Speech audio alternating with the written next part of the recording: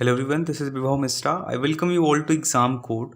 इस वीडियो में हम डिस्कस करने जा रहे हैं 10 वर्ड्स जो वेरी वेरी इंपॉर्टेंट हैं इंग्लिश में। आप जब स्पीकिंग करते हैं, आप जब राइटिंग करते हैं, तो इन वर्ड्स का यूज़ करें और भी ज़्यादा अपने इंग्लिश को इम्प्रूव करें। हम इस वीडियो में डिस्कस करेंगे सी, यानी कि देखना शब्द के लिए जो वर्ड हम यूज़ करते हैं सी, और क्या क्या सिनोनिम्स हो सकते हैं इसके, क्या क्या पर्यायवाची हो सकते हैं इसके, और क्या क्या सिचुएशंस हो सकते हैं, क्या क्या एग्जाम्पल्स हो सकते हैं, वो सभी हम डिस्कस करेंगे बिल्कुल डिटेल में। और देखेंगे कि सिनोनिम्स क्या क्या हैं सी के। वीडियो में एंटर करने से पहले मैं आपसे रिक्वेस्ट करना चाहता हूं कि अगर आपने अभी तक मेरे चैनल को सब्सक्राइब नहीं किया है तो प्लीज़ मेरे चैनल को सब्सक्राइब कर लें, साथ ही साथ बेल आइकॉन को भी प्रेस कर लें ताकि आपसे कोई अपडेट मिस ना हो। तो शुरू करते हैं आज का सेशन। पहला वर्ड मैंने लिया है सी, SEEC। इसका मतलब होता है देखना। सारे ही वर्ड्स जितने मैंने आज इस वीडियो में लिए हैं उन सभी का हिंदी में मतलब होता है देखना, लेकिन सिचुएशन अलग होती है, कंडीशन अलग होती है, जिनको हम एग्जाम्पल्स के जरिए समझेंगे डिटेल में। अभी हम देखते हैं कि सी का यूज़ कहाँ होगा, कैसे होगा। ठीक है, सी का यूज़ बहुत ही कैजुअल वे में होता है, या फिर आप कह सकते हैं इनफॉर्मल वे में होता है।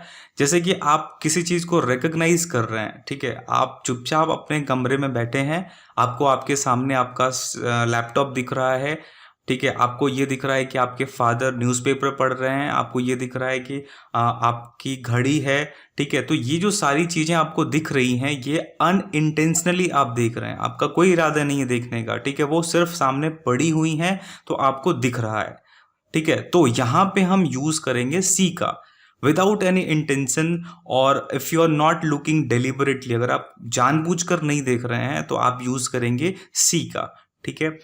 I can see you from my balcony बहुत ही आप कह सकते हैं कि नॉर्मल सा एग्जाम्पल है, और आप हमेशा इसको बोलते हैं, ठीक है। अगर आप बालकनी में खड़े हैं और आपको दिख रहा है कोई दूसरा व्यक्ति, तो आप कह सकते हैं कि हाँ भाई मैं तुम्हें देख सकता हूँ।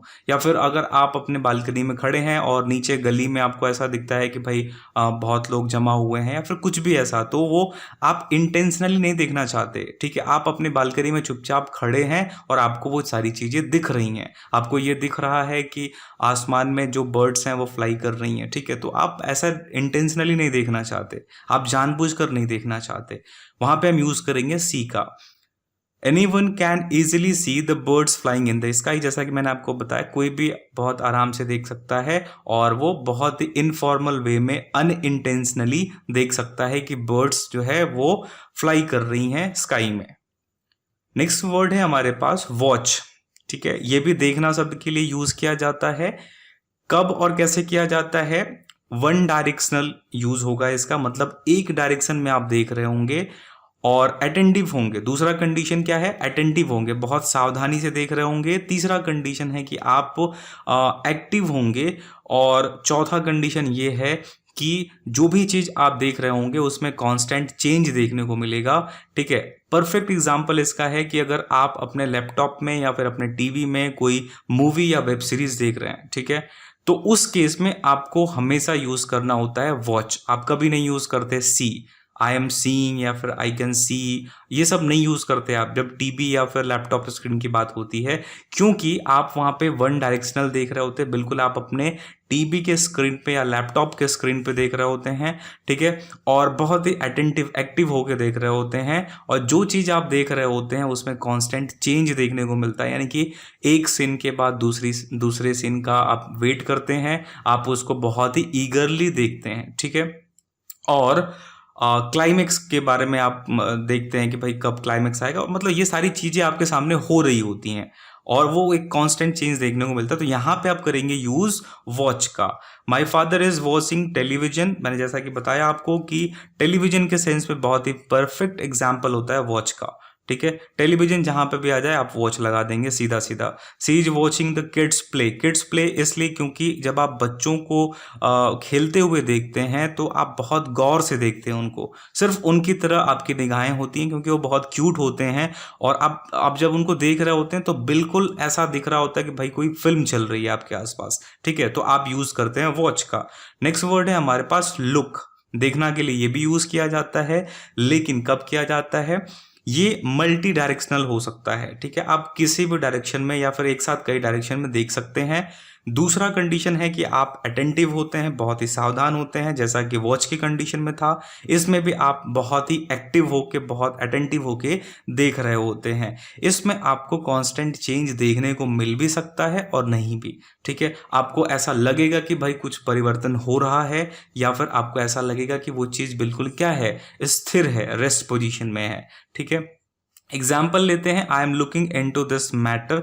अक्सर आपने ऐसा सुना होगा जब आप वेब सीरीज या मूवीज देखते हैं, ठीक है, तो उसमें आपको अगर कोई कॉप है, कोई पुलिस वाला है, अगर वो किसी मैटर में, किसी केस की इन्वेस्टिगेशन कर रहा है, तो वो हमेशा बोलता है I am looking into this case और मैटर, ठीक है। तो उस केस में लुकिंग का मतलब हो जाता है कि बहुत ध्यानपूर्वक वो देख रहा है। यहाँ पे देखने का सेंस ये है कि वो इन्वेस्टिगेशन कर रहा है, तो वहां पे हम जो फ्रेज यूज करते हैं वो कर देते हैं लुक का। Please look at the white board. Teacher अक्सर बोलते हैं बच्चों से, जब वो ध्यान नहीं देते तो वो बोलते हैं कि please look at the white board. तो वहां पे जब बच्चा देखेगा तो जाहिर सी बात है कि बहुत ध्यानपूर्वक देखेगा, और इसलिए वहां पे हम यूज करते हैं किसका, लुक का।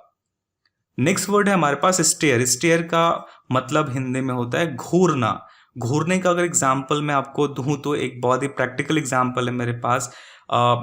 जब आपका रिजल्ट आता था तो आपके फादर जब आपसे पूछते थे कि क्या रिजल्ट आया, फिर या क्या क्या पोजीशन है, क्या रैंक है, तो आप उस टाइम पे बहुत नर्वस हो जाते थे, डर जाते थे। फिर आपके फादर समझ जाते थे कि भाई कुछ ना कुछ गड़बड़ है, तो वो पहले क्या करते थे, घूरते थे आपकी तरफ, ठीक है।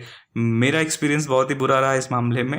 आपका भी मुझे लगता है कि ऐसा ही कुछ रहा होगा जब आप क्लास में होंगे, अब जब एकेडमिक्स में होंगे, तो ऐसा होता है, बिल्कुल ऐसा होता है, सबके साथ होता है। तो वो मैं समझ सकता हूँ। मारना दूसरा स्टेज होता है, पहला स्टेज तो होता है घूरना, वो घूरने से स्टार्ट होता है फिर, ठीक है। तो स्टेयर का एक परफेक्ट एग्जाम्पल है जो मुझे समझ में आया, इसलिए मैंने आपके साथ शेयर किया। The watchman was staring at me. आप किसी कंपनी के या फिर किसी रेजिडेंस के सामने आकर अगर खड़े हो जाएं, जो वहाँ पे वॉचमैन है या फिर जो सिक्योरिटी वाला है, वो आपको बहुत मतलब आप कह सकते हैं कि आपकी तरफ घूर के देखेगा वो, क्योंकि उसका काम है वो, that is the part of his job, ठीक है। भाई कोई भी अनजान आदमी अगर आके खड़ा हो गया, बहुत देर से देख रहा है, तो उसको ऐसा लगेगा कि कुछ ना कुछ क्या है, फिशिंग है, कुछ ना कुछ सस्पिशियस है। इसलिए वो आपकी तरफ क्या करता है, पहले घूरता है, फिर आपके पास आता है और आपसे पूछता है, ठीक है। The manager is staring at his assistant. और ऐसा ऑफिस में अगर आप जॉब कर रहे होंगे तो आपको बहुत अच्छे से पता होगा कि ऑफिस में क्या होता है। जो आपके सीनियर होते हैं, जो आपके बॉस होते हैं, वो आपकी तरफ कभी ऐसे घूरते हैं जब आपसे कोई गलती हो जाती है। तो ये था स्टेयर। नेक्स्ट वर्ड है हमारे पास परसीव। परसीव का मतलब होता है महसूस करना। ये भी एक तरीके का देखना ही होता है, लेकिन मन की आंखों से, ठीक है। आपने सुना होगा हमेशा आंखों से नहीं देखना होता है, हम कभी कभी मन से भी देखते हैं। यानी कि हम जब ऑब्जर्व कर रहे होते हैं, चीज़ों को नोटिस कर रहे होते हैं, तो उसको कहते हैं महसूस करना। यानी कि आप बोल सकते हैं anyone can easily perceive a note of taunt in your voice. आपके लहजे में मुझे एक तंज का भाव देखने को मिल रहा है। आपने ऐसा सुना होगा कि तुम्हारी जुबान में मुझे बहुत तंज देखने को मिल रहा है। तो जो आप देख रहे हैं ना वहाँ पे, क्योंकि जुबान और ये सब चीज़ें तो आप देख नहीं सकते क्योंकि वो एब्स्ट्रैक्ट नाउन है, ठीक है। तो वहाँ पे आप क्या करते हैं, महसूस करते हैं, लेकिन आप बोल देते हैं कि मैं तुम्हारी आवाज़ में तंज देख सकता हूँ। तो वहाँ पे देखने के लिए हम यूज़ करते हैं किस वर्ड का, परसीव का। आप याद रखेंगे, I am perceiving a tough time for my self. मुझे मेरे लिए जो है बहुत टफ टाइम आने वाला है, कठोर समय आने वाला है, मैं ऐसा महसूस कर सकता हूँ, देख सकता हूँ। आप ऐसा बोलते होंगे कभी ना कभी, जब खास करके जब एग्जाम्स की बात आती होगी, जब आपका कोई एग्जाम आता होगा तो आप ऐसा बोलते होंगे, ठीक है, कि मेरे लिए बहुत टफ टाइम है और मैं अपने लिए टफ टाइम देख सकता हूँ, ठीक है, बिल्कुल। नेक्स्ट वर्ड है हमारे पास पियर, PEER, पियर। पियर का मतलब होता है ताक झाक करना या फिर छुप के देखना, ठीक है। The thief was peering through the window of my neighbours house, मेरे पड़ोस के मकान के खिड़की के रास्ते से चोर जो है वो क्या कर रहा था, झांक रहा था। यानी कि वो चोरी करने आया होगा। तो चोर लोग पहले क्या करते हैं, वो लोग पहले खिड़की से या दरवाजे से या फिर मेन गेट से क्या करते हैं, झांकते हैं, देखते हैं, छुप के देखते हैं। उसको बोलते हैं क्या, पियर बोलते हैं, PEER। पियरिंग होती है। The students are peering into one another's answer sheet. और ऐसा एग्जाम्स में अक्सर होता है कि बच्चे जब नकल कर रहे होते हैं तो क्या कर रहे होते हैं, एक दूसरे के आंसर सीट में झांक रहे होते हैं या चोरी छुपे देख रहे होते हैं, ठीक है। कहीं मास्टर जी देख ना लें, तो उस केस में भी हम क्या यूज करते हैं, पियर का यूज करते हैं। नेक्स्ट वर्ड है हमारे पास ऑब्जर्व। ऑब्जर्व जो है वो दो तरीके से हो सकता है। आप अपनी आंखों से भी ऑब्जर्व करते हैं और आप अपने मन की आंखों से भी ऑब्जर्व करते हैं। यानी कि अपने आप डेटा के या फिर रिकॉर्ड के बेसिस पे जब आप ऑब्जर्व करते हैं तो उसको क्या कहते हैं, आप कह सकते हैं कि भाई मैं जो है वो ऑब्जर्व कर रहा हूं on the basis of data, ठीक है। यहाँ पे ऑब्जर्व का मतलब है निरीक्षण करना, देखना, ठीक है, बिल्कुल। I observe the number of trees decreasing day by day. मैं ये ऑब्जर्व कर रहा हूं कि पेड़ों की संख्या दिन प्रतिदिन क्या हो रही है, घट रही है। तो ऐसा नहीं है कि आप पेड़ों को काउंट कर रहे हैं, ऐसा बिल्कुल भी नहीं है। आप कैसे ऑब्जर्व कर रहे हैं, तो आप पेड़ों को काउंट नहीं कर रहे हैं, आप कैसे ऑब्जर्व कर रहे हैं उनको। आप रोज न्यूज़पेपर पढ़ रहे होंगे, आप टीवी में देख रहे होंगे, न्यूज़ में देख रहे होंगे, तो आपको पता चल रहा होगा कि भाई डिफॉरेस्टेशन बहुत ज़्यादा हो रहा है, पेड़ों की कटाई बहुत ज़्यादा हो रही है। तो एक डेटा है आपके पास, जिस डेटा के बेसिस पे आप ये कह सकते हैं कि पेड़ों की संख्या क्या हो रही है, कम हो रही है। तो यहां पे आप यूज करेंगे क्या, ऑब्जर्व का, कि मैं देख पा रहा हूं कि पेड़ों की संख्या दिन प्रतिदिन क्या हो रही है, कम हो रही है। Show me the data that you have observed in the project. आपके बॉस या फिर आपके सीनियर अगर आप किसी प्रोजेक्ट पे काम कर रहे हैं तो आपसे वो बोल सकते हैं कि जो तुमने देखा है प्रोजेक्ट में या फिर प्रोजेक्ट पे, वो मुझे डेटा दिखाओ। तो वहां पे भी आप क्या यूज करते हैं, ऑब्जर्व का यूज करते हैं। नेक्स्ट वर्ड है हमारे पास विजुअलाइज करना। विजुअलाइज करना यानी कि मन में सोचना, ठीक है। कभी कभार ऐसा होता है कि आप कुछ चीज़ों को जब भूल जाते हैं या फिर भूल रहे होते हैं तो आप उनको विजुअलाइज करते हैं, अपने दिमाग में उनको सोचते हैं। I am trying to visualise the answer that I have written in the exam. जो आंसर मैंने एग्जाम में लिखा है उसको विजुअलाइज करने की कोशिश कर रहा हूँ। जब आप घर पे आते हैं, आपके पेरेंट्स आपसे पूछते हैं कि भाई इस क्वेश्चन का क्या आंसर लिखा तुमने, तो आप क्या कर रहे होते हैं, विजुअलाइज कर रहे होते हैं। He is visualising the entire incident. अगर आपके साथ कोई घटना हो जाता है तो आप जब घर पे आते हैं या फिर अपने फ्रेंड्स से जब आप बता रहे होते हैं तो उनको क्या कर रहे होते हैं, विजुअलाइज करके बता रहे होते हैं। तो वही केस है यहाँ पे कि वो पूरे इंसिडेंट को, पूरी घटना को क्या कर रहा था, विजुअलाइज कर रहा था। नेक्स्ट वर्ड है हमारे पास स्पॉट। स्पॉट का यूज होता है तब जब आप किसी चीज को बहुत दिनों से ढूंढ रहे होते हैं, ठीक है, और वो आपको अचानक से मिल जाती है। अक्सर ढूंढने के पर्पज से ही हम यूज करते हैं स्पॉट का।